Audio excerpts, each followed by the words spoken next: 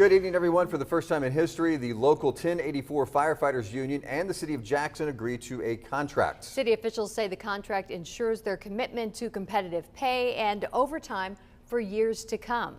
Blake Showalter joins us live in the studio to tell us more. Blake? Jeff and Kathy, I spoke with Jackson City Administrator Matt Winters to find out what this contract means for the future of the Jackson Fire Department. It was a professional discussion that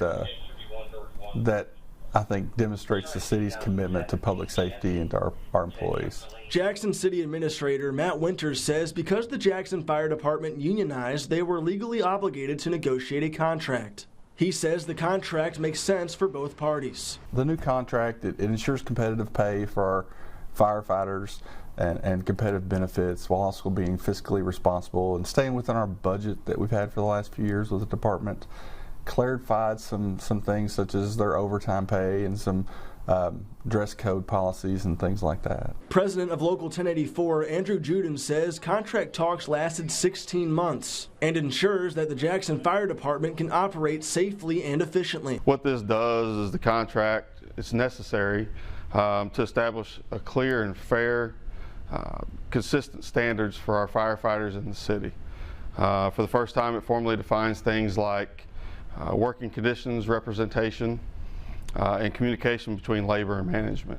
Juden says the contract isn't just a win for the firefighters, but it also benefits the city. He adds that it will be a huge recruitment and retention tool. The future itself looks very positive in Jackson. The agreement lays a strong foundation to build on.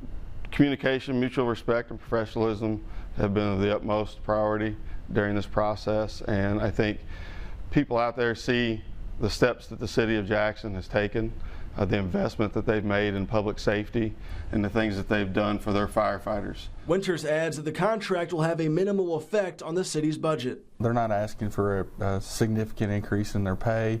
I think we pay them competitively now, and to continue on that same trend that we've had for the last few years is fiscally responsible for us and also rewarding them and our other employees.